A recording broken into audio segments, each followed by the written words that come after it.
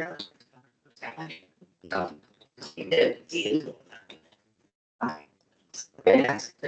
right. Hello, everybody. Welcome to our December 19th Housing Commission meeting. It is 1:01 and I will officially call the meeting to order. Item number 1 is the call to order and then a notice of option to recess into executive session. So pursuant to ARS subsection 38-431.02, notice is hereby given to the members of the commission and to the general public that at this regular meeting, the commission may vote to go into executive session, which will not be open to the public, for legal advice and discussion with the city's attorneys for legal advice on any item listed on the following agenda pursuant to ARS subsection 38-431.03, section 8 and B. Item number 2 is roll call, and I will turn it over to Adriana to do that, please.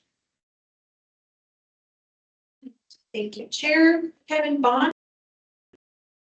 Brownfield. Here. Tyler Denham. Here. Kevin Dobie. Karen Flores. Here. Sandy Flores. Here. Jackie Kellogg. Here. Devonna McLaughlin. Here. Moses Milazzo. Here.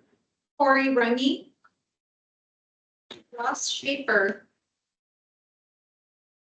Glenn Slivers.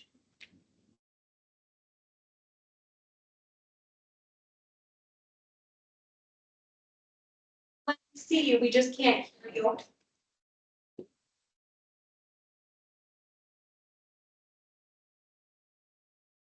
Haley Zoroya. Here. Glenn Slivers.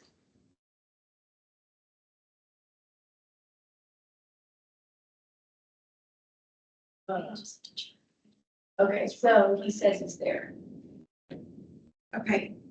Thank you, Glenn. Awesome. Item number 3 is our land acknowledgement. So I will ask if there's any volunteers to read that. I'll read it for you. Thank you. The Housing Commission humbly acknowledges the ancestral homelands of this area's indigenous nations and original stewards. These lands, still inhabited by native descendants, border mountains sacred to indigenous peoples. We honor them, their legacies, their traditions, and their continued contribution. We celebrate their past, present, and future generations who will forever know this place as home. Thank you so much, Commissioner Flores. Item number 4 on our agenda is public comment. At this time, any member of the public may address the commission on any subject within their jurisdiction that is not scheduled before the commission on that day. Due to open meeting laws, the commission cannot discuss or act on items presented during this portion of the agenda. To address the commission on an item that is on the agenda, please wait for the chair to call for public comment at the time the item is heard. Do we have anyone here or online for public comment?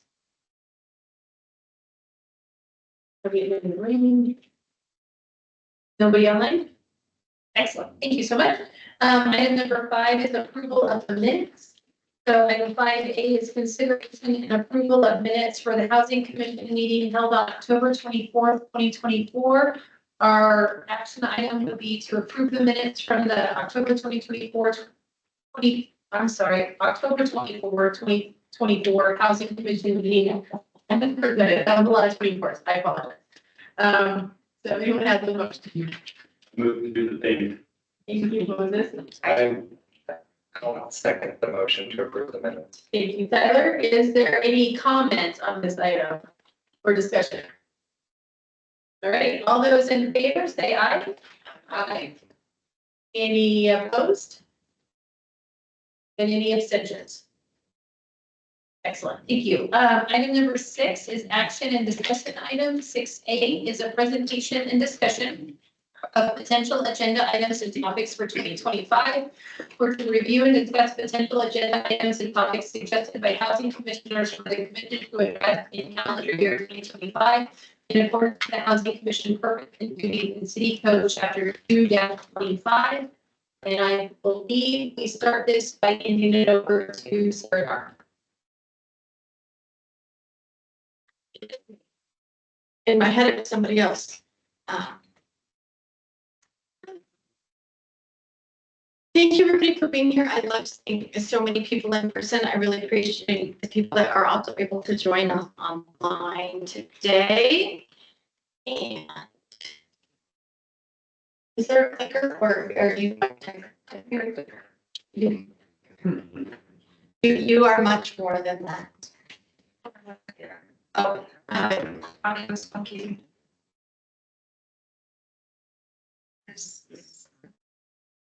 Garble. Okay. Um, I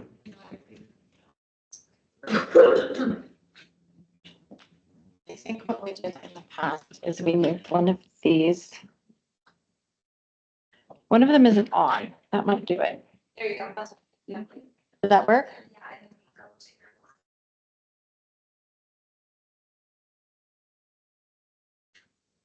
Adriana, one of these wasn't on. Get it on. Okay. How's the mic now? Yeah, definitely better. It got better as you got closer. It sounds good now, I think. Better. Okay. Let's try this.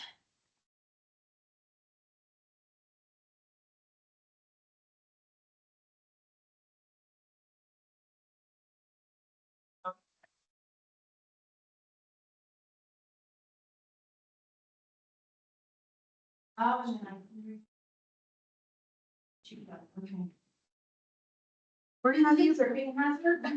Please don't. Where has Moses been her whole life?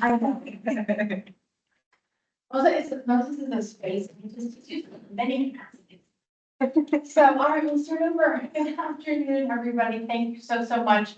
I'm going to do the long straw and the short straw to give this introduction, but it actually is my honor to do so. And so the agenda for today's meeting is better. Excellent. Next slide, please. Clicker. Thank you. If you're on a You're welcome. It's a quick go over meeting's purpose, to review commission purpose and duties, to acknowledge the key milestones that group has made together, and looking ahead for 2025. To gather agenda item ideas from commissioners and questions and comments. As you will see as we go through this, is since the commission was created, we, next slide please, have always had a major task in front of us. For 2025, we have tasks in front of us, but we don't have create bond recommendations. We don't have create a 10-year plan, those types of things in front of us. Additionally, in the past, probably 2.5 months, we've had multiple folks reach out with how about we discuss this? We'd like to talk about this. We want to do this. And so as we were figuring out, how to schedule, et cetera, we realized we hadn't asked everybody. And so we wanted to be able to give folks the opportunity to say, these are the things that we would like to see the Housing Commission discuss and consider. And as we were trying to fill in a 2025 agenda, this is right here today. And so the Housing Commission was created in mid 2019. And the language was long discussed by city council and legal, et cetera. The Housing Commission is the newest commission for the city of Flagstaff. And it is the largest commission in the city of Flagstaff with 13 members. So we're going to fly through this. We go through this with orientation with each new commission member. But I do think it's important that we start with talking about what the role of the commission is and the proxy on what the role of the commission is not. And so Housing Commission serves as advisory for the city council, recommendations with respect to housing policy needs and programs, and furnishes the council with information through the housing director. I can't tell you how long and hard I worked in the creation of this ordinance to have those words say something besides housing director. But it ended up being me. Next slide, please. I'm not going to read these to you verbatim. They're in your packets as well. But to examine funding sources for housing and make recommendations on those sources. And then critically important was providing oversight to any fund approved by the electorate for the purposes of housing. Let's see, make recommendations on the creation of implementation of housing policies and programs. Commission has done actually quite a bit, but that's fine. Make recommendations regarding the prioritization of housing needs, regarding how affordable market rate housing can be responsibly stimulated through changes in city code. And then recommendations regarding increasing affordable housing in Flagstaff. The activities we've had so far have touched on these as well as alternative models of housing, advising existing city council on ways to educate the community, including the role housing plays with infrastructure, and upon request to serve as a resource for implementation of housing policy and programs. And that's what we've been working on with the creation and implementation of the bond programs. So the Housing Commission was created via ordinance by city council. The enabling language exists within the city code. It was not something that went to the voters for. And the last little piece of that is to further assist the commission in carrying on its duties. We may request the assistance of technical experts and/or employees and agents of the city or other entities. This is a critically important piece, especially with our discussion today. So some of our key milestones, our first Housing Commission meeting was in November of 2019. The very, very first task, council said, we want bond recommendations. We met the very first time in November with here's like a housing overview. Here's what AMI means. Here's all of the things. And council wanted bond recommendations by February of 2020. So that was the very first hot and heavy lift for the Housing Commission. And we got there and they were presented to City Council February 17th, 2020. These dates I don't have to look up, they live in my head. They wanted further discussion in March. In between that meeting and the meeting in March is when COVID hit. And so for some reason, they were tabled. In order to deal with global pandemic, council had a couple discussions along the lines of this really isn't the time, given what's happening globally, for us to put anything on a ballot in 2020. And so during pandemic time, of course, is when money just started flowing in from the federal government. And this body created recommendations based on procurement processes for over $7 million of funding to go out for housing purposes. And then there was some work on zoning code text amendments and advancing with some of the goals of the housing plan. We also wrote that was out of order. Sorry, Adriana, I didn't catch that. The other piece, it was December of 2021. There was a citizen petition to declare a housing emergency. It's probably been in November. It was declared in December of 2021, and that passed us with the creation in 9 months of a 10-year housing plan. At that same time, sustainability was working on the carbon neutrality plan revisions, sustainable building incentives. And then our next task after 10-year plan was bond measure recommendations, and bond measure staff was tasked with all the work to get the bond measure on the ballot, then it was considered and adopted. So those were the really big lifts from creation to the end essentially of 2022. 2022 forward, we've been working with regional plan updates and input on those, as well as, there it goes,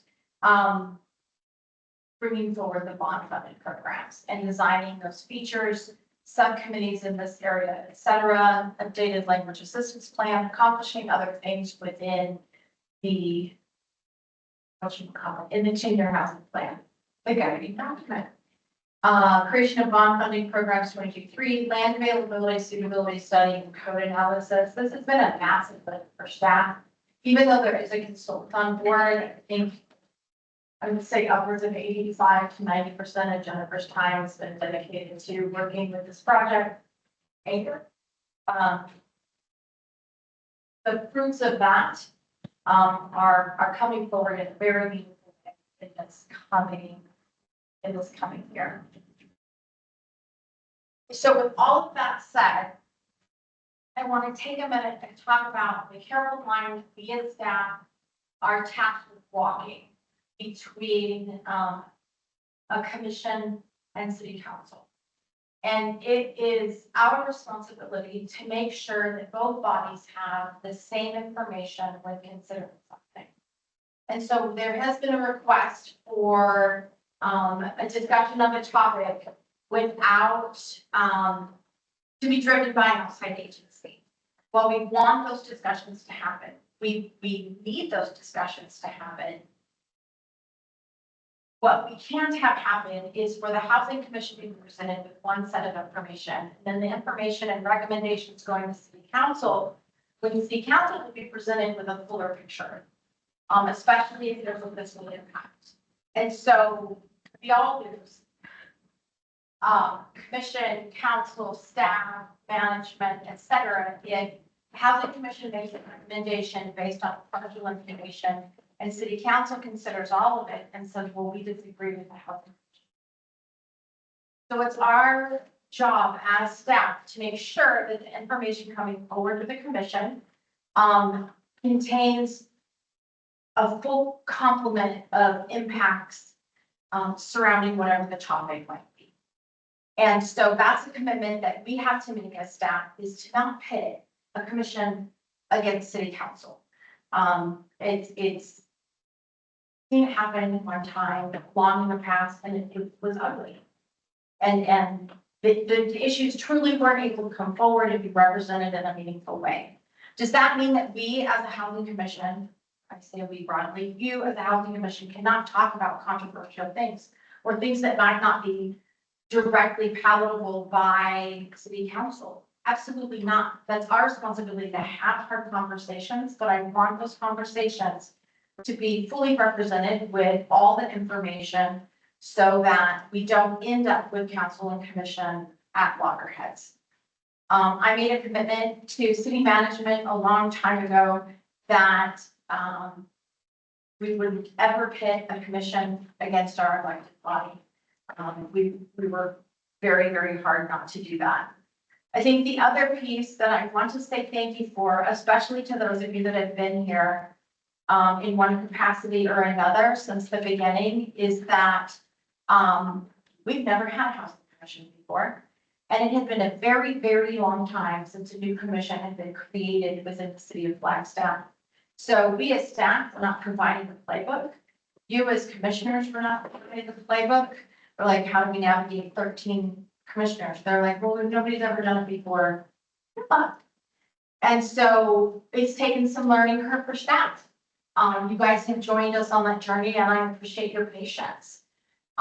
There's been times where the Housing Commission has not been appropriately included in discussions moving forward from other departments. For various reasons. Some of them I believe unintentional. I think others were like, oh yeah, I guess we should do that. And that's been hard to stomach. It's been hard to stomach for the commission. It's been hard to stomach for staff.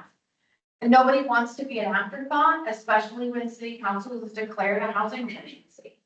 And so it shouldn't be an afterthought. It should be built in earlier in the process. And we have worked with other city staff long and hard to work to avoid that in any instance in the future. Because when it happened, it was yucky. It felt nasty to everybody. And I understood the frustration we heard from the housing commissioners along the lines of like, this is big.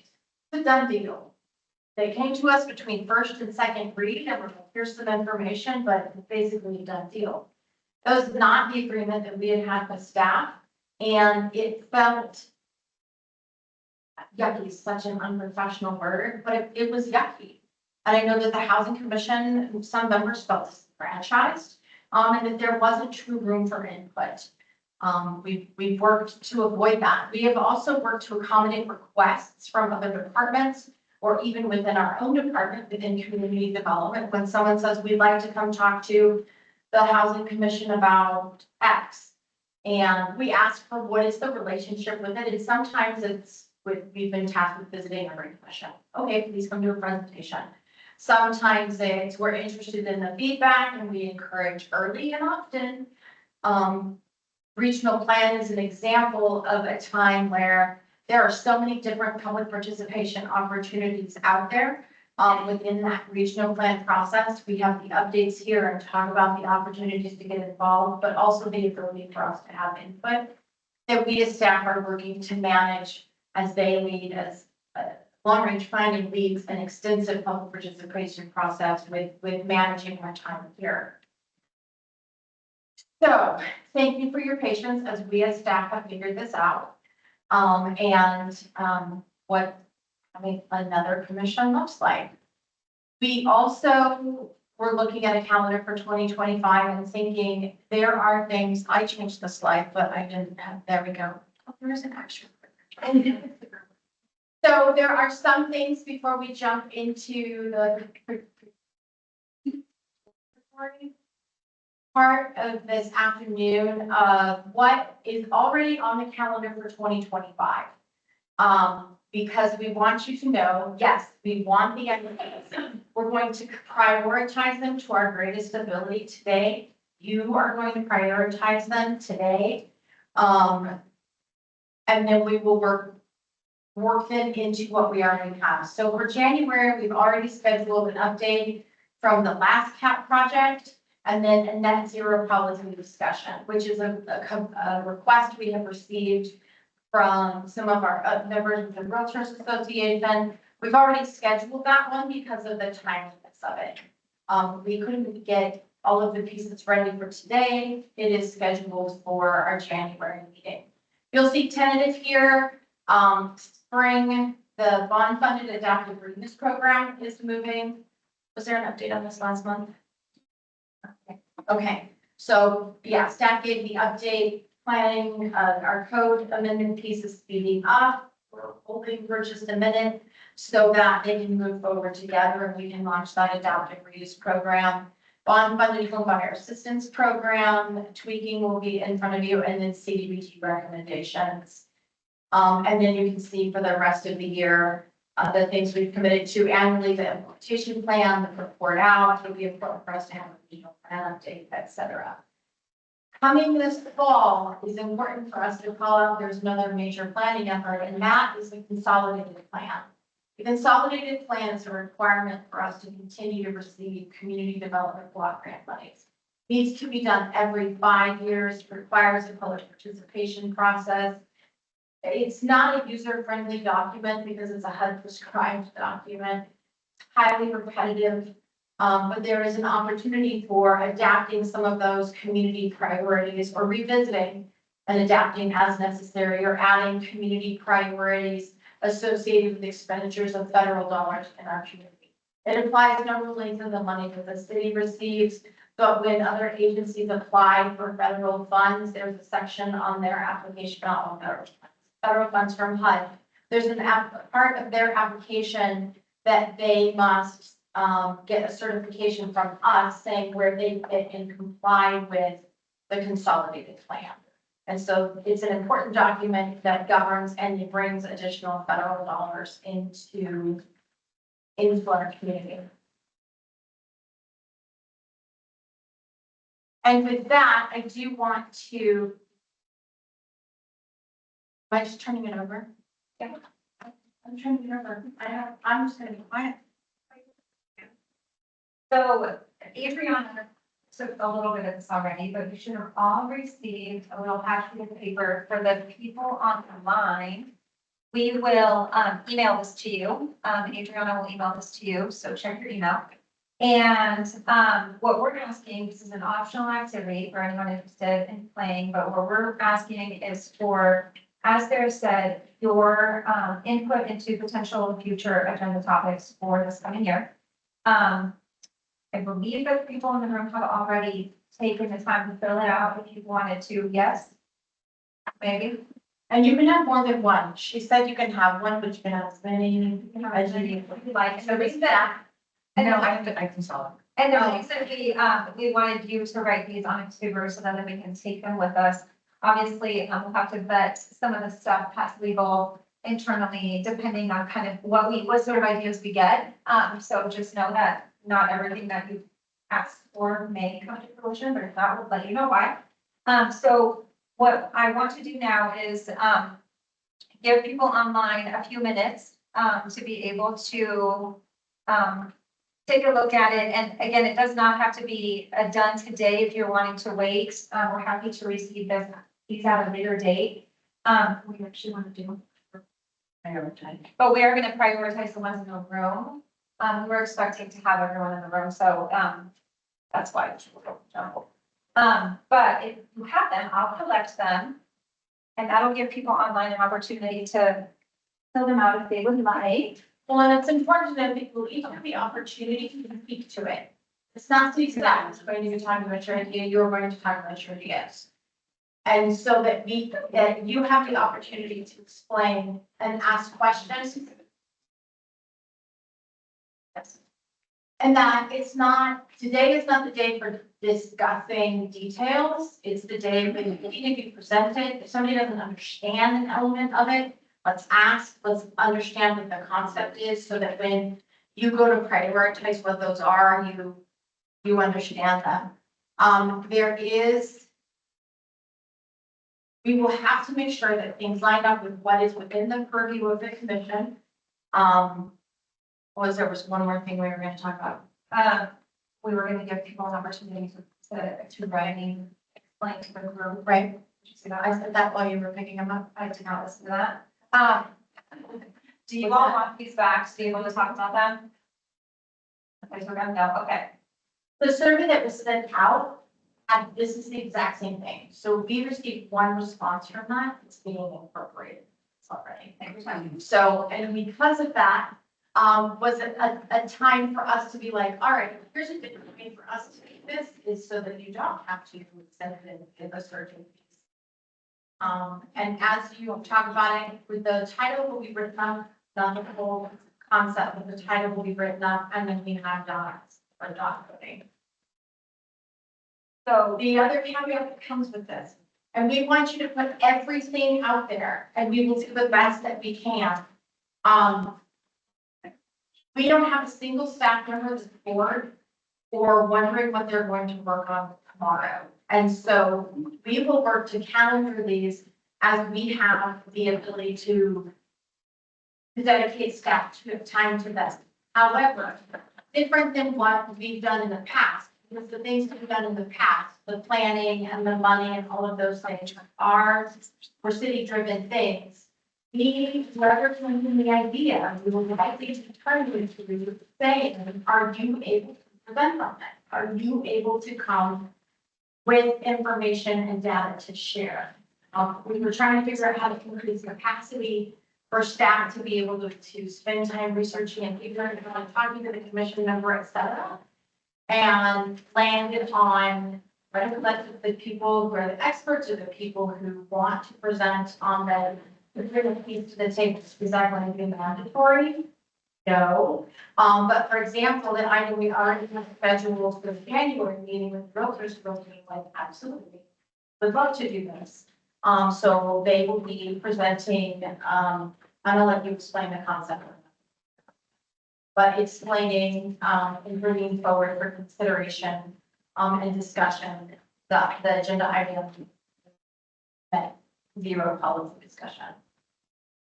Questions, thoughts, comments? We're trying to design a process that was inclusive where people could share if they wanted to, but that if you didn't have something that was burning for you to put on an agenda, that you didn't have it. I got a question. Is a presentation necessary? It's pretty black and white. Or do we have, are we required to put a presentation together or, Not necessarily, you know, I mean, it I'm, depends. I'm not speaking for everybody here, realtors, but in that zero, I think it's pretty. You have a presentation? There will be. There will be one on that. Well, and for example, if there isn't, and it doesn't have to be like a PowerPoint, some Right. but to present the concept so that the words are not ours, the words are yours.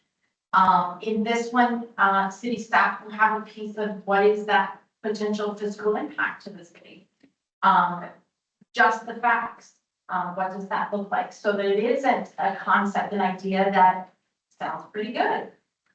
But city council will hear both sides, and it's not sides. They will hear a full picture of this concept coupled with what the fiscal impact could be type thing. And that's the careful line we as staff are tasked with. And so, but no, if it's super simple and it's like, hey, we want to discuss whatever. We want city staff to give us an update on, differently than we've been doing it by sending the working calendar out on what developments for the affordable housing moving through the process where they are. Do we need a presentation? for I'm that? just thinking, No. that's what I think. Absolutely. Yep, but when it is a complex thing or we're making recommendations to the council. And that's why that gives us the ability as city staff to work with the requester or the group of requesters in order to, I just lost all my words. It gives us the ability to work together to present the item in the best way possible to accomplish the common goal. So no, if it's not a full presentation, it's not. Although if you would ever like to tap dance, all you have to do is say so. And it looks like we have a question or a comment. Sorry, yes, I'm also delivering, but, understand there's a comment from, Councilmember House. Yes, thank you. Thank you, Sarah, and thank you to Can I the get that? housing. Yes. She's Can you hear council me? liaison Can you all hear me? and council liaison and councilman. Can you Councilmember guys hear House, are me? you able to hear us or? I don't think they can hear I you. can't hear you, but I'm online. Okay. I always feel like these moments are a seance. Or you can't hear us. Give us a sign. Are you there? Okay. Are you checking with her? On the line, they can hear her. Here, we cannot. Oh. What in the world is happening with her? Give us, so we're working on technology. Well, anybody writing and tuning in, anybody still writing? It's unmuted. Can you hear me now? Like this. Testing. Hello? There we go. Quiet, though. Okay, try again. Can you hear me? Yes. Awesome, sorry about that. Please feel free to provide comments. Yeah, no problem. I just wanted to thank the team for bringing this forward and making this a thing for the upcoming year. So the housing commissioners know this is not something that at least I remember having done before, and I think it's really important, particularly with I mean, we know how big of an issue housing is for our community, and we know what a major concern it is. So we are really looking forward to, I'll just speak for myself. I'm looking forward to seeing what ideas and what concepts and concerns you all bring forward representing the community and the different ways that you do to advance housing for our community. I'd also encourage you that if you have questions or concerns that are arising for you or you're hearing from other constituents who are wanting to see different housing matters addressed, that you bring those forward as well. I know there's a point at the end of every agenda where it's asked what concerns or what future agenda items you'd like to see or any sort of news or information from the commissioners. And I'd encourage you to, if people are reaching out to you and know that you're on the Housing Commission and are wanting something to be addressed, please invite them to these meetings. These are public meetings. They can come and give public comment. Speak on their behalf and bring those things up during that part of the agenda. But the more that we hear from you and the more that we can take advantage of these meeting times to further the housing concerns of the community, the more people will see that this is a high priority for us on council, for you as commissioners, and for the entire city. So just very appreciative of the work that you're doing and the work that you'll continue to do into the new year. Thank you. Thank you so much, Councilmember House. Is there any other comment or question? One more. I do have to say, staff was kind of surprised when folks were like, we're not discussing what we want to discuss. Because on the agenda is literally an item every meeting, future agenda item request, and we haven't been getting things through there. And so thank you, Councilmember House, for bringing that up. It was in my notes and I skipped over the top of it. It is on our agenda for commissioners to say, I would like to talk about X, Y, and Z. And so in staff's mind, we've been asking every meeting. But apparently that wasn't clear enough or wasn't conducive enough. People didn't feel open and welcome to do so. We're going to continue to ask every meeting. This is not your only chance. It's not going to be like, no, we have to do this. The meeting's in July. That's not where we are. This needs to be an open exchange of concepts and ideas. So thank you for that. Thank you, Sarah. So Adriana is writing them all down, but maybe what we can do is for everyone that's filled out a card, if we can start and you can explain what you wrote, if you want, I can hand it back to you. And if not, just explain kind of the title and kind of what it means. And then the little dots that you have in front of you, what we're gonna do with these is we're gonna dot vote. Once we get them all written, we want to see kind of which items, and the reason that you got 3 is on purpose. So we want to see kind of which items spark the most attention so that we can prioritize those first, or as, you know, higher, I guess I should say. So do you want to start, And Sandy? there's no rules about your dots. If you want to put all 3 on one, The colors don't matter. the colors do not matter. We don't know, I was gonna cut them the other way, and you have gold dots and you have turquoise, so be like, I have gold dots. But it's the same color dots, they don't do anything different. And you don't have to put 1 dot per item. If you're super passionate about something, put 2 dots or 3 dots on those. But we were trying to figure out, like, well, how do we know what order to address? And this is and there will be some things that we may take out of order that are more timely based on other things happening around them, or that item needs to come after the last cap is finished, and discussing it before we have full recommendations doesn't make sense, that type of thing. You prioritize the way you would like to prioritize, and then we will be absolutely transparent about setting those things. Was there a comment online now or a question?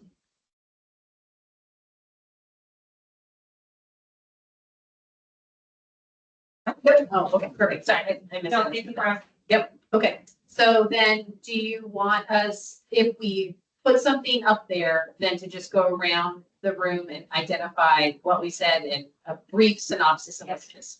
Okay, so then, oh, go ahead. Just- Before we do that, do we have all of the commissioners who are attending today here in the room, or there's some that are online? We emailed the online folks the form, Okay, and so they'll have an opportunity to speak at the end. If we If we get the good time, if not, we'll incorporate them. And there's 2 online, right? They're do online currently. Okay, so I'll make sure to call on them when we're done. Thank Okay, all right, so Sandy, do you want to go first? Sure. So my comment was related to the low-income housing tax credit properties or LIHTC properties. There are several in this community, and I wanted to make sure that if we need to do any kind of education of the housing commissioners on how that works or what that looks like, because in the last year, 2 of those properties went for what they call a qualified contract, which means they hit their maturity date for the tax credits. Which means then there's some rules around what can happen, and there's a potential that they can be converted to market rate units at that time. The whole thing, it needs a little more education. So the 30,000 foot view is, we need to understand that. I'd like to see an inventory of those with their maturity dates so that we can be more proactive, because that, in my opinion, is preserving units. We look at how many new units we've created, but are we looking at how many we're losing and the potential early enough that we could prevent that? And did you just have the one? Yes, okay. I didn't want to assume. So, okay, cool, thank you. All right, Moses, did you have one more? I have one that I wrote down. I have about 300 that I can write down if I really wanted to. The one that I wrote down was I've seen, how do I put this without ruffling too many feathers? I've seen some conflict between Planning and Zoning Commission and the Housing Emergency Declaration. And I wonder if it would make sense to create a liaison position between the Housing Commission and Planning and Zoning, so that the bigger picture of housing concerns can be brought more regularly to Planning and Zoning. Because I feel I'm not the only one, but there's some concerns that P and Z are not necessarily always looking at housing accessibility when they are making their recommendations. Thank you. I put a few up there. So the first one is to identify and understand what sales tax or fee revenue the city of Flagstaff receives from vacation rentals. And then to take that information further to advocate for a percentage of that income to be dedicated to support housing efforts on an ongoing basis. As vacation rentals take out housing stock, perhaps the sales tax revenue could help be used to solve part of the problem they're creating. So part of it is education, and then the next one would be if we want to take it further with advocacy up to the council for a decision. I also wanted to, I know it's on the work plan, but I just want to say that looking at the incentive policy for affordable housing is important to me. I know it is relying on last cap to be complete. But I do think that next step is improving, updating the incentive policy so that it is more robust and utilized more to create additional units. And how other cities in Arizona waive developer fees for affordable housing as opposed to finding another source of funding to pay for those fees. It feels like other cities are able to do that. I also wanted to take the next step, the land availability. There was 2 S's, study and suitability, yeah. To make recommendations to council for which land should be developed for housing and how that process gets started. So it's not just an inventory that sits on the shelf, but it's the starting point for development of housing with a focus specifically on government-owned parcels. And then I also wanted some understanding of statewide and national impacts to us here in Flagstaff, whether it's laws that are passed or policies that happen. Specifically, I know last year the state passed a law on accessory dwelling units, and maybe I missed it, I might have. How does that impact Flagstaff specifically, or does it? Because we're ahead of the game. But I also know that the city has lobbying priorities, both at the state and federal level, and some of them have to do with housing. And can the Housing Commission have input on what those talking points and lobbying priorities are? And I think that's enough. Actually, I have 2 comments on that. Your first bit about taxing short-term rentals, vacation homes. I was actually going to write an article on that, and I did write it, I just never submitted it. So I actually have some technical information all the way down to like the specific ARS statutes, if you would be interested in that. I think it would be a good discussion for the commission to have, because I too have asked for like what revenue has come into the city in the last 3 years from sales tax revenue specifically to VRBO, so we would know what money there is, where it's going now, can it be played with? So I guess, but I think that's the discussion, and it's up there to see if y'all want to have it. Yeah. Yeah. And I can also update you on the, because I can get some that bill. And I'm familiar with it too, I just don't know that it came here. Right, so that's where like when things happen at the state or federal level, how are we informed as a commission, then the community further to know what's happening in those other jurisdictions that are trickling down, or that we can advise them. So I think those conversations need to happen at these meetings, not just commissioners doing the work outside. Because I think that's helpful, so. That was fine. Sorry. No, please don't apologize. That was fine. I just want us to be careful. You did not engage in a discussion. It's not agendized, and that's our responsibility at open meeting law to be like, we were talking concepts for discussion in the future, and that's why we can't discuss, but that was perfect for questions and comments. So, Thanks for keeping us on. And within like, right? Okay, yeah, perfect. Anybody have any other ones that I haven't grabbed? Cool. Okay, next one. I will pass it. Mine is already up there. So would you like to speak to it or explain it? Oh, the code study that we haven't. Okay. I'm sorry, what code study is there more? Check out. The code analysis project and the building code revision pieces, yes. And that's coming with opportunity for input and, And when is it going to council? Because it's already on there. so there are some presentations that are going to council in the coming months because we have new council members. So some of the presentations you see on the working calendar are in some ways background and to bring folks up to speed. Information. And my example is on this community development block grant money.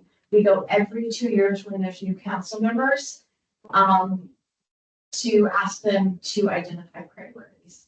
And so we do that because we have new council members. So yes, there are some things on the working calendar. My understanding, based on the work that we're doing, Jen, with the code analysis project, is that those are updates. And here's where we are. They are not, there is completed work. And now we need to act on it. That's not where those are.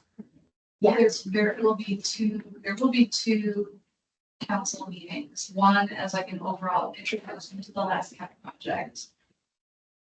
I'm going off memory. Let's say it's like January 21st, 14th. Okay. And then in February, I want to say early February, perhaps, memory again. That was intended to be an overview of the code concept report where the consultant has developed some ideas and they present. And the commission will see that February presentation in the January meeting. Before they'll be able to provide input on the Yeah. And we're still in the process of finalizing the report with the consultants because we had, so, comments. We had a lot of internal staff review of that draft report. And it took a lot to review all of it and digest it. It's super dense. It's good. And so we had to compile everybody's thoughts and comments and then send them off to the consultant just this week. So in the coming, delete for the holidays, the coming, next couple of weeks, are gonna have it's some concepts and ideas. Council. That presentation is coming here in January. Thank you. All right, so Jackie, that was code review. That was your topic then. Okay. And did you have any others? Well, we discussed. That's not what she's there. But Karen's got it. Okay. All right, Karen. Yes, very good. Go, Karen. Yes. Okay, the first one is a builder developer discussion. And my thought process is maybe even inviting in some builder developers if we can get them. And regardless of whether we bring them in or don't, discuss the frustrations that they've had with developing that stuff. I hear it all the time from builders that I work with. There's so much red tape that they have to deal with from the city perspective just to get a project approved. And it ends up costing them so much money that eventually a lot of them just say, I'm done, I'm out, and I'm not doing it anymore. And there are several builders that have now left the Flagstaff area. We now have one main builder here in the town that's going to develop the majority of the rest of the housing, which then doesn't invite competition, but disservice. So I think that's a huge thing to figure out. How can we address this problem and make more builders and developers want to come here and want to build here? Find out from them what their concerns are with the costs, what codes or things are being passed along to them that maybe they don't even want to do them, but they're forced to do them. They're adding costs, and that impacts obviously the consumer that gets passed along to them. And then are there ways that we can encourage builders or developers to build higher density or more affordable? So much of the property that is out there and already approved are for larger parcels, which then larger parcels create more expensive homes. And that doesn't help us get anywhere any faster. And that's all the remaining land that we have. And okay, we're just going to continue to make this problem worse. So that is kind of that whole piece, I kind of took several pieces and combined them all into that one topic for that. As you were talking, I was thinking, it should be okay if we broke these out into a couple different. So it's good. I just didn't want to write 5 different sheets when it's all kind of the same. That's just fine. It's same subject, but different parts and pieces to it. We could probably spend 3 sessions talking about it. My other thing is, and you kind of addressed this out in your opening statement, with how can we, as commissioners, feel like we're more impactful with things that are getting passed to us and the city council, because I do feel that too often by the time we get something, it's already baked. And then we may make comments and have questions, but it doesn't matter because it's still going to get passed to city council. It got presented to us. We don't have time to research, ask questions, have more people come in and answer more things about what is being proposed. So how can we as the commission get this information sooner so that we can have those discussions? Address that. I don't know how to deal with that. I'm like, I don't know. I can tell you we tracked and we will. We're having some different conversations within. You even stating it helps us in saying our commission is specifically asked for this. This is not just staff saying the commission needs more time. And so it's critically important that we hear that from you too. So thank you, because I often have been like, so you want action, but really this is informational type thing. And so that is my goal, is to, how can the commission, I don't be sure word, but be more weak. And not just like a figurehead rubber stamp. We're a housing commission. We did the housing commission. What does that mean? And so thank you. Yeah, because I feel like our purpose is to help do what we can to make housing more affordable, whether it's for ownership. But by the time it gets to us, we can't have that stay, so it's already decided. So it may already increase homeownership or rentals. And so we haven't done our purpose. We haven't served our Thank you. my soapbox. I have a couple items. The first one, I will just echo what was said about the code analysis project. I feel like that's a huge opportunity to accomplish a lot of the goals of the 10-year housing plan. And I would like for the Housing Commission to be actively involved in that. And I think the Housing Commission can serve can be a valuable resource for resolving some of the thornier issues that involve tough trade-offs. A lot of smart people in the room that are really familiar with the issues. The other thing that I would like to see the commission do, and this goes back to the purposes and duties, the item like B2 about, B7, assisting city council in educating the community. I think there are a lot of code analysis project concepts that are going to come up that are really well supported by research and case studies, but aren't necessarily common knowledge. And the Housing Commission has a role to play in educating the public on those. And I've actually had some conversations with public policy groups like the Parking Reform Network, Strong Towns, Welcoming Neighbors Network, Arizona Neighborhood Project. And they've all expressed an interest in coming and presenting. We really just have to yes, we want you to. So yeah, I would really like to see the commission sort of role in educating the public on some of these really good policies that aren't well known.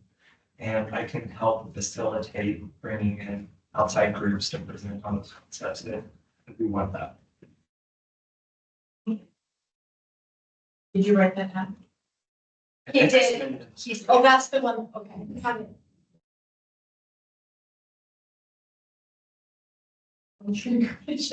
I'm like, yet, oh no, Sorry, guys, I meant for the end when it's my turn.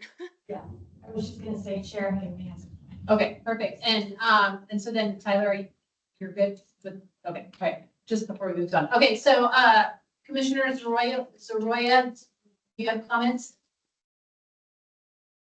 Just for the general question, is everybody in the room done? Yes. Okay, sorry. It's a little bit hard to tell. from the little screen.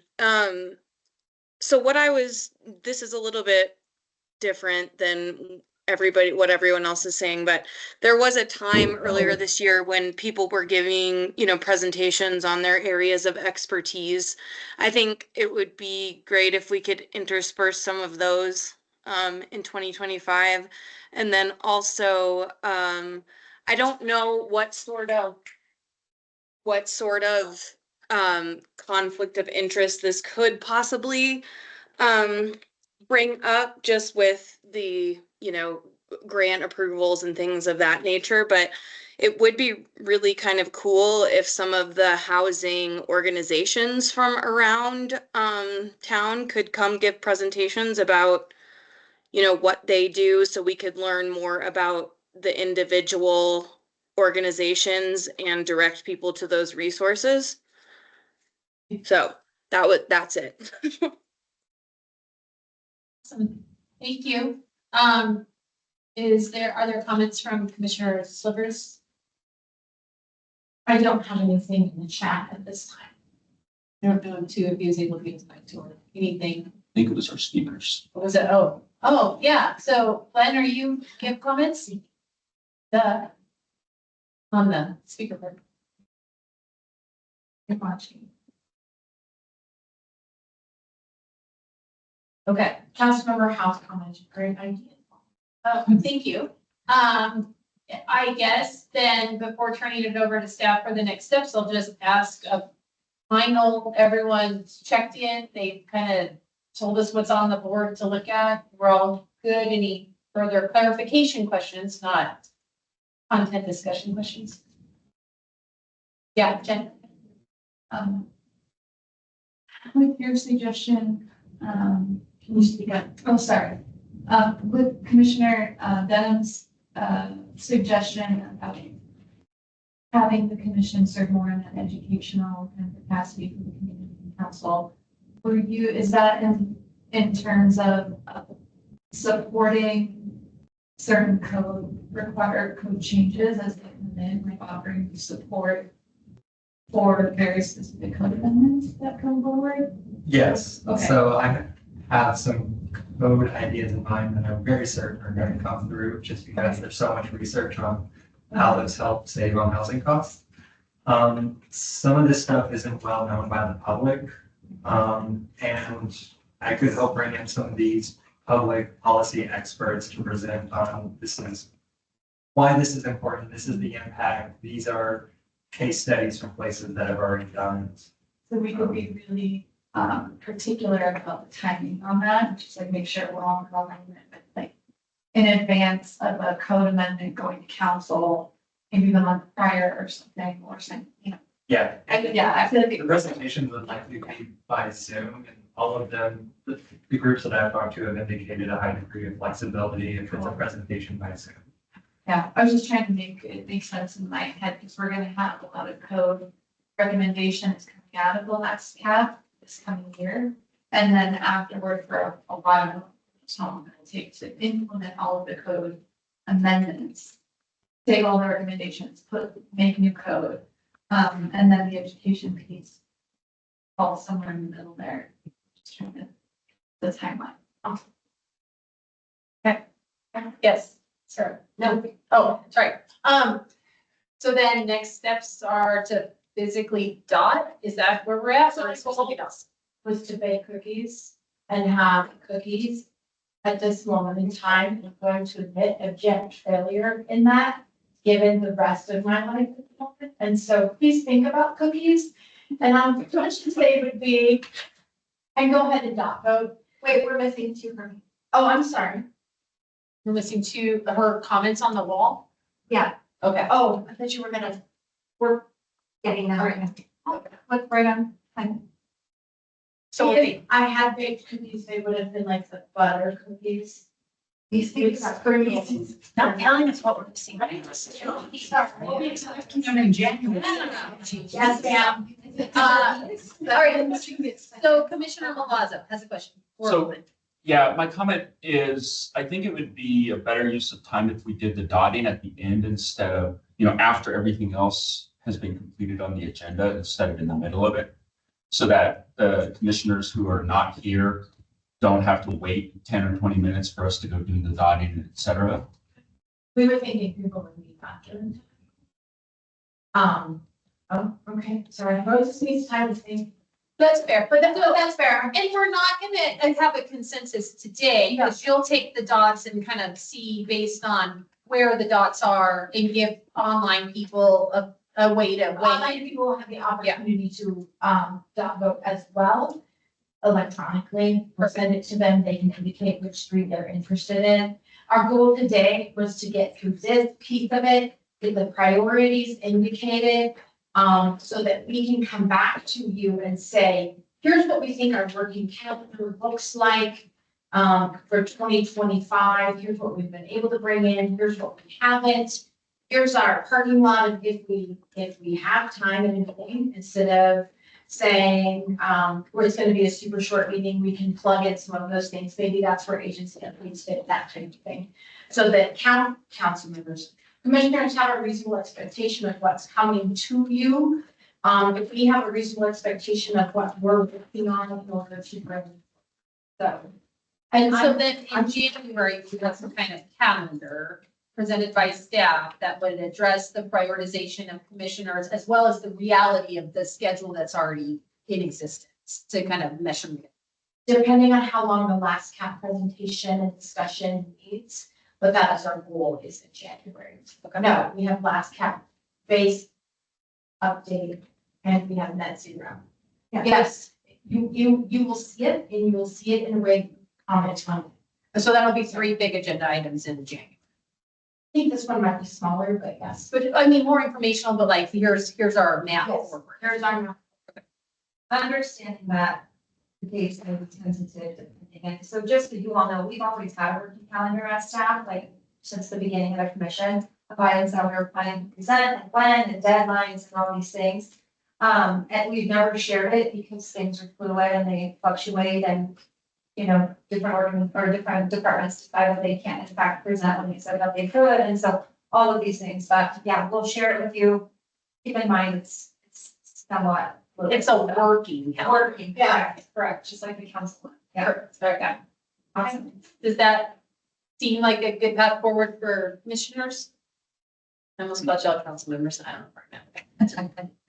I'm gonna express one fear. And my fear is that people will not dot vote if you don't have to conduct your seat. So I am in support of Commissioner Morales' IGN. He's not. Oh, yeah. Staff will probably wait at the. Show us your dots or. Online people could also dot vote at the same time too. Because I could just send them a picture of what we have on the board. Okay. That would be lovely at the end of the meeting. That's fine. And then commissioners who aren't here, will they just get an email to say, here's where we're at, and can you please weigh in the next however long? Yeah, we'll just kind of put it in the chat now. Excellent. Okay. I didn't mean online votes, People that are not at all. Mhm. Yeah, Yes. okay. Perfect. All right, anything else on this action and discussion item 6A?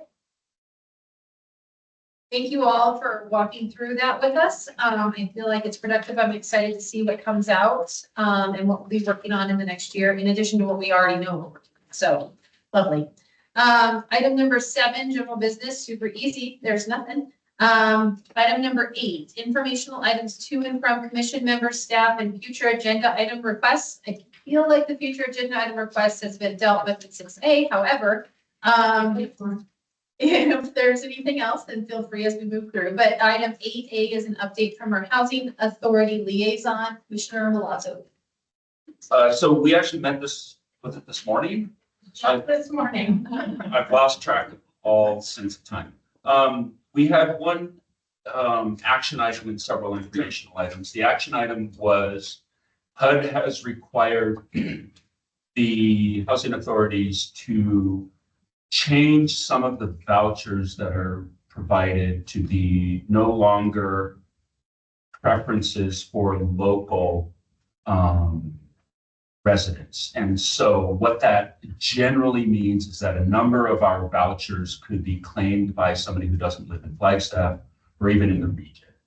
And that could reduce accessibility of housing to our residents and people who want to move here. And that's a HUD requirement. There are some things that housing staff have done to help mitigate that as much as possible, but it's not something that is completely ignorable. So what that means is some number of these vouchers could potentially go to people who don't live, maybe even in Arizona. And so we could lose some housing accessibility to people who need it most. So that does, in my mind, raise the urgency of solving some of these issues that the Housing Commission has sort of purview over. Please know that that number of vouchers is 50. We have in excess of 600 vouchers. So it is a small piece of the vouchers that is 50, and they are vouchers specifically for non-elderly households with a disabled member. They're called mainstream vouchers.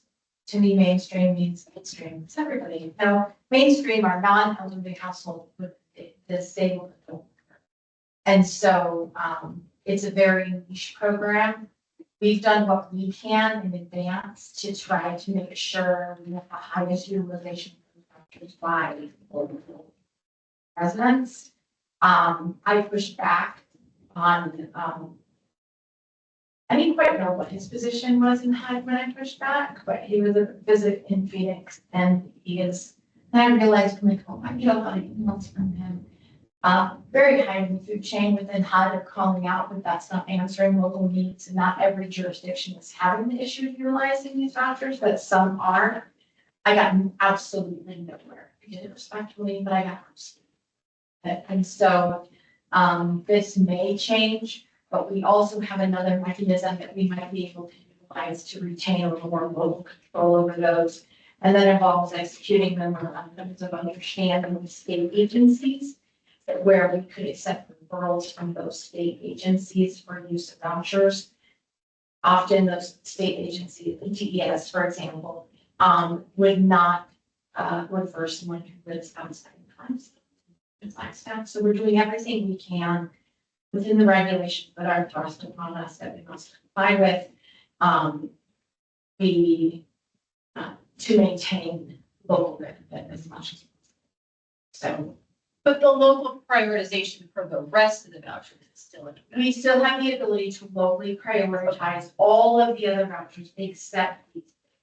Okay. And so, yes, it's been a really, really hard pill to swallow. HUD usually issues a public comment period of no less than 90 days, where we have the ability to offer public comment, as well as housing authorities across the nation.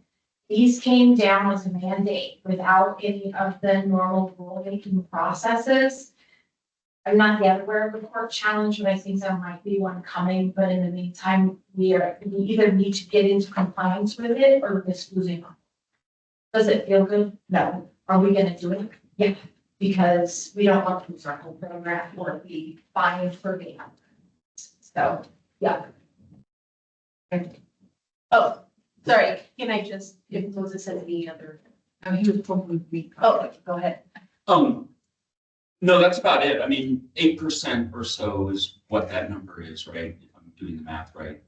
And so it's not nothing, right? It's not nothing. And it's especially not nothing to the 50 households that could be impacted by this. And so I do think it's important for us to be aware of it.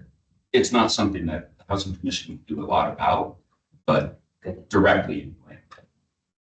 Perfect. Are these unfilled vouchers or vouchers that are already currently being used? Yes. Both? We have some that are not currently being utilized, mainly because of identifying this very narrow niche type of household off of the waiting list. And it will apply to vouchers as they're surrendered by current voucher holders as well. So it is from this point moving forward. However, we do not have to apply it until the next time we send out a large tranche from the waiting list for them to confirm, to do background checks and income checks and all of that. And so we just did 250 households the top 250 on that waiting list sent out to be able to create a list of as many qualified folks as possible now, so that we can delay sending those out and have a better chance to utilize as many people. Okay, and when you say disabled, what definition of disability are you?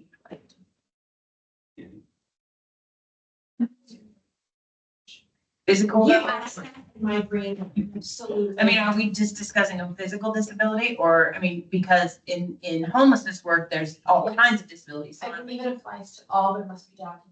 Okay. Both commissions, I just have to say one, thank you, Moses, because he's our liaison to them. But my brain shifted from one to the other, and then you asked the other.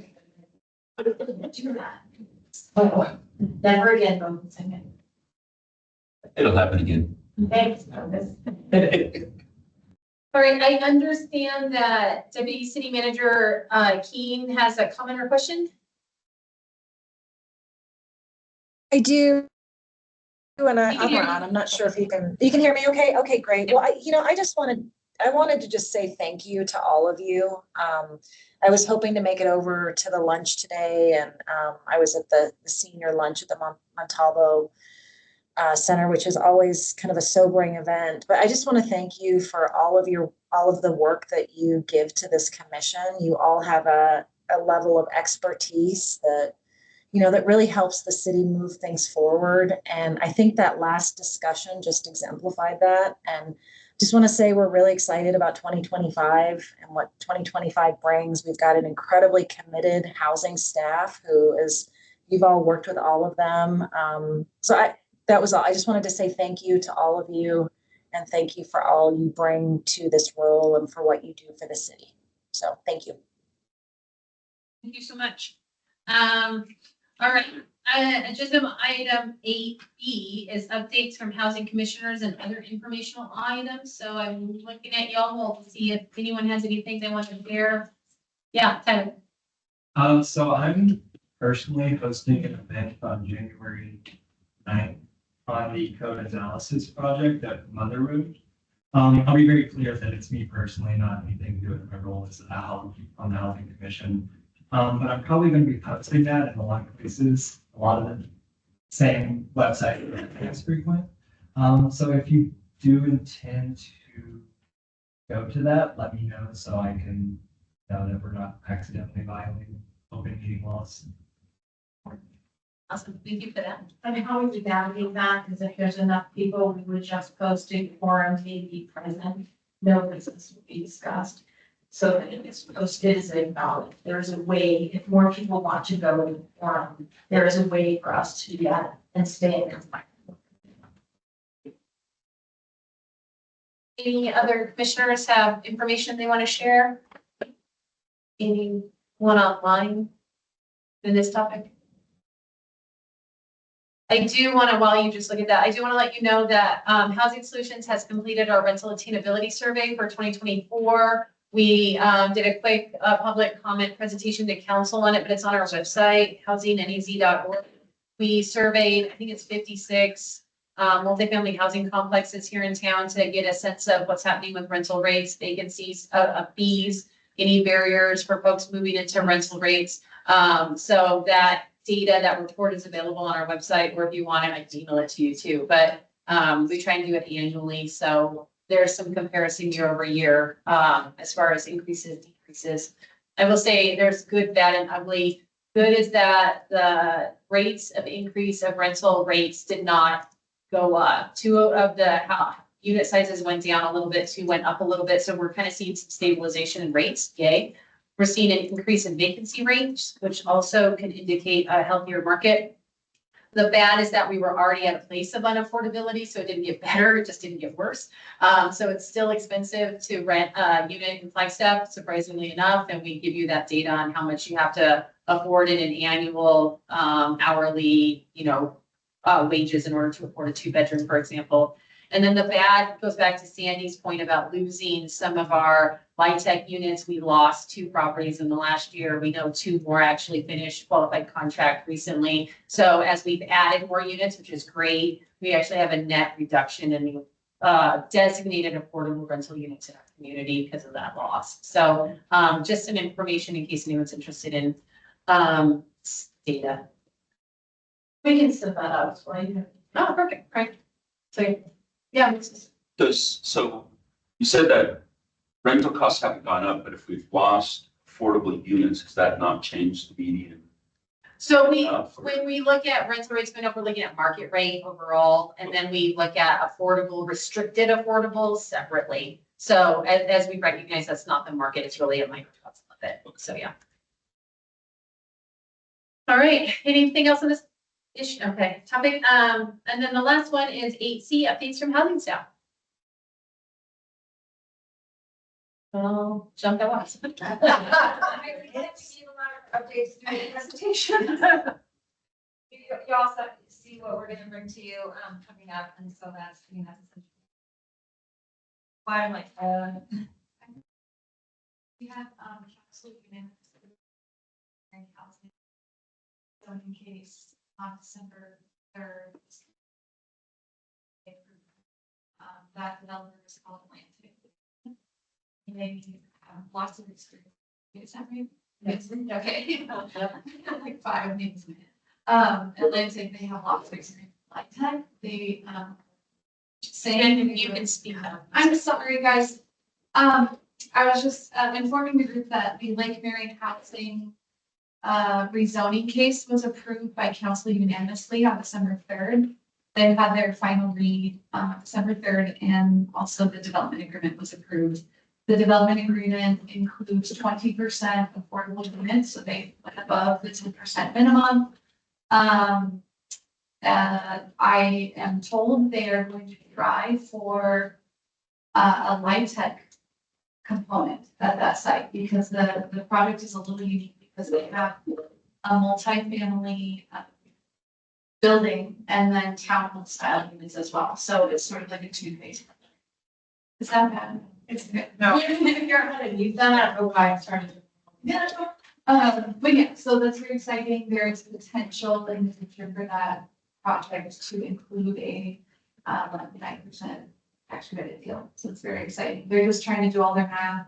I don't think they could afford, presently, they couldn't afford to do a fully affordable project there because they have some pretty incentive water infrastructure needs. So, but yeah, it was a big one. It took several years to go through the whole process.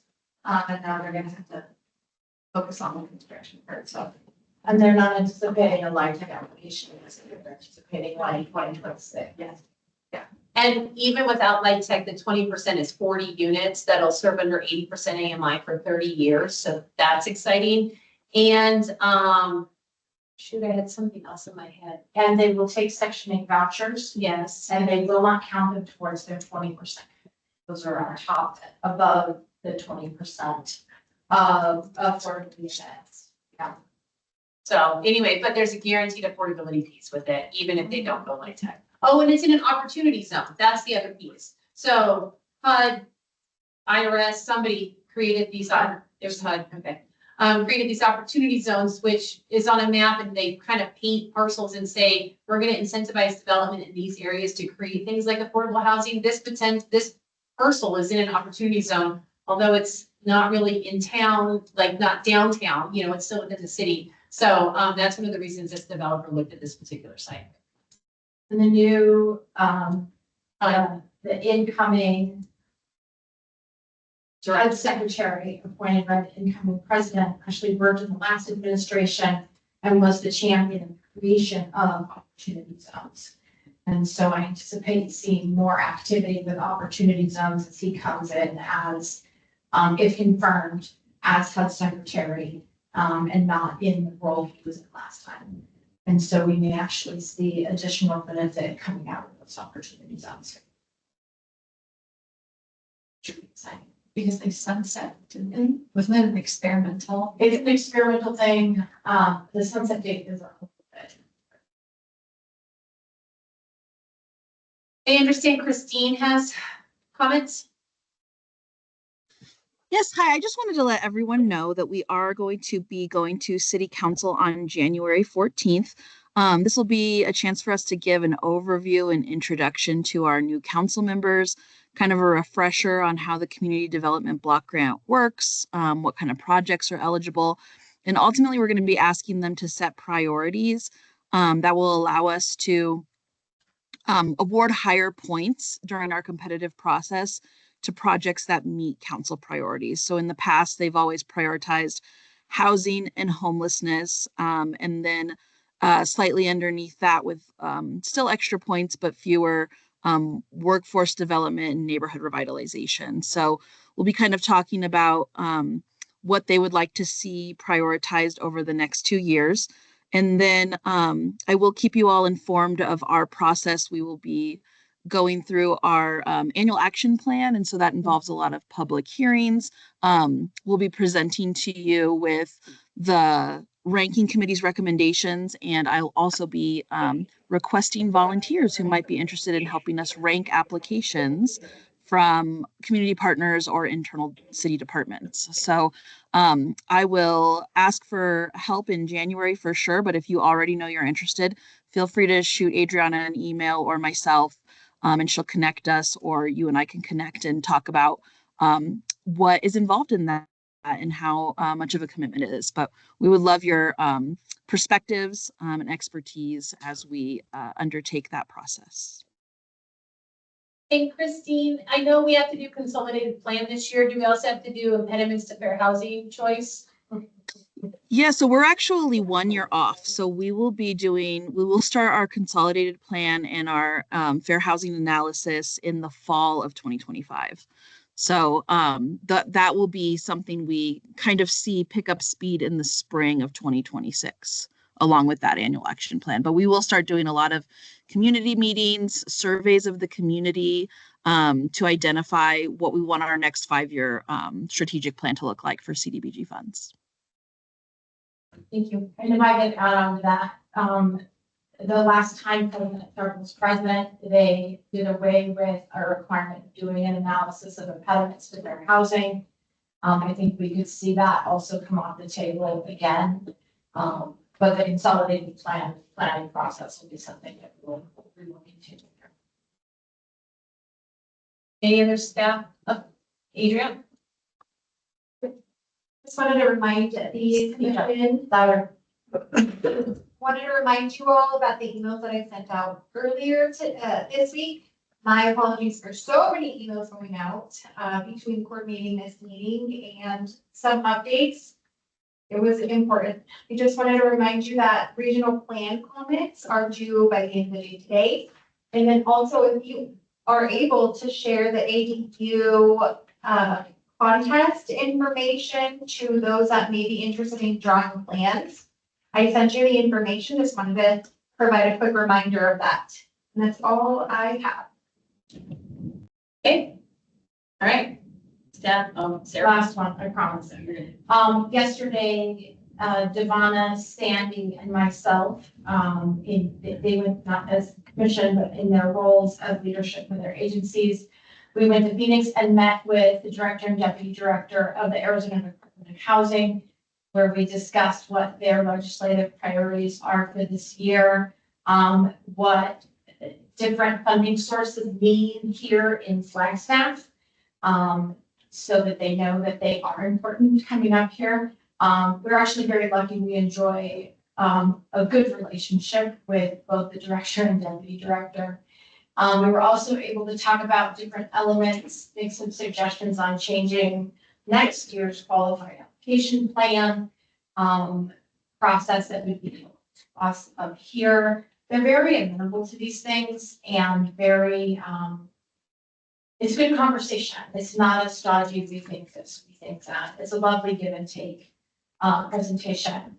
One of the critical pieces in Arizona this year is that the Arizona Department of Housing is up for renewal through the state legislature. All state departments have sunset dates. They get reviewed by, I'm going to say Auditor General, but that's the wrong one, by the state auditor. Inspector General to review the agency with recommendations for renewal, et cetera.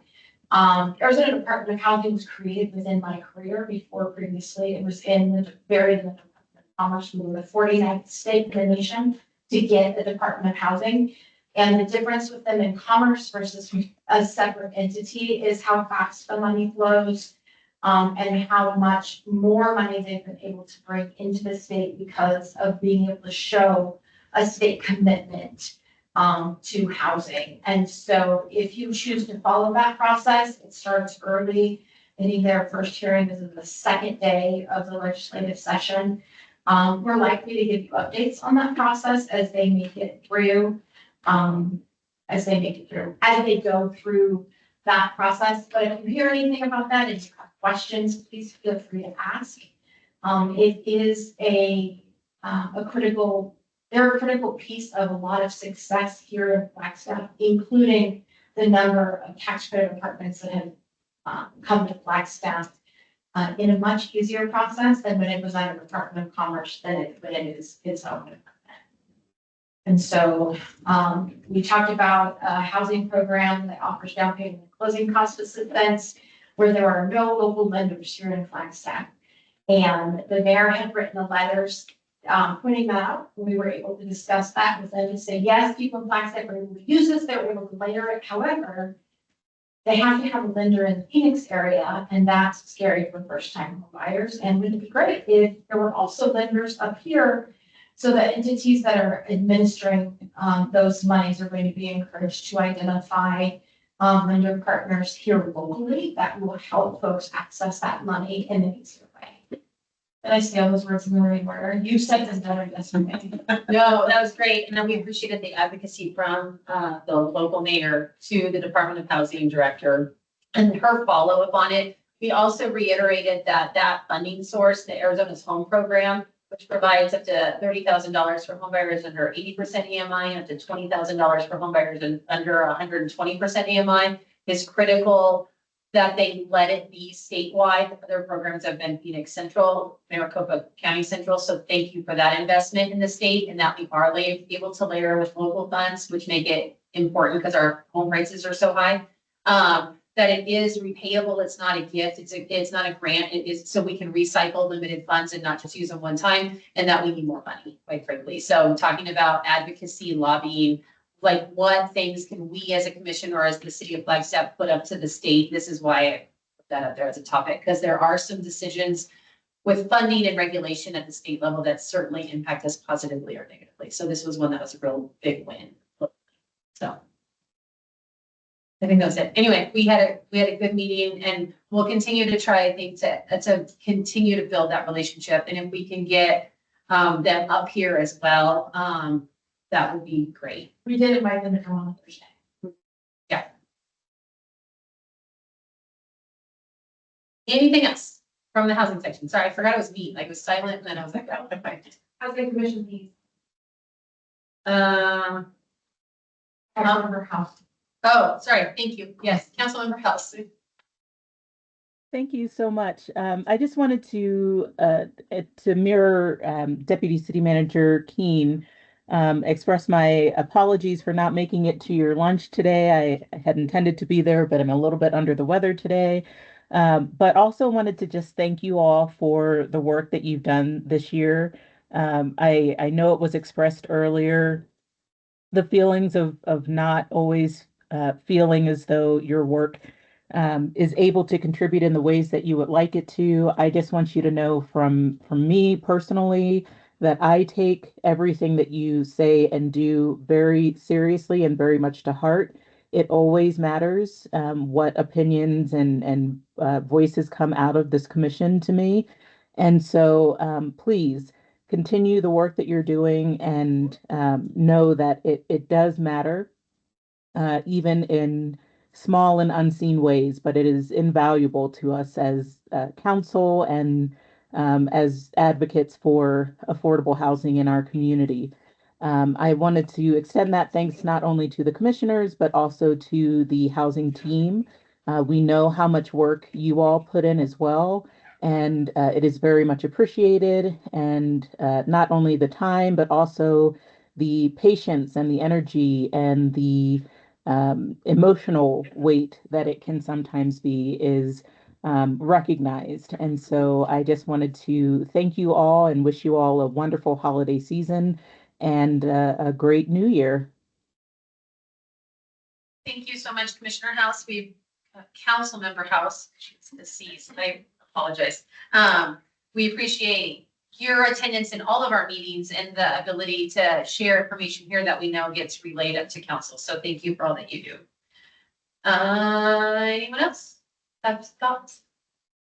All right, 2:30 on the dot. We'll adjourn, and I wish you all a very happy holiday season. We'll see you again in the next year. Don't forget to dot vote. And dot vote, otherwise you're gonna get in trouble. Yeah. Yeah, No. it's not your empty dot thing before ignore. Glennon and Haley, just send me your votes via email, please. And make sure it's part one in the chat.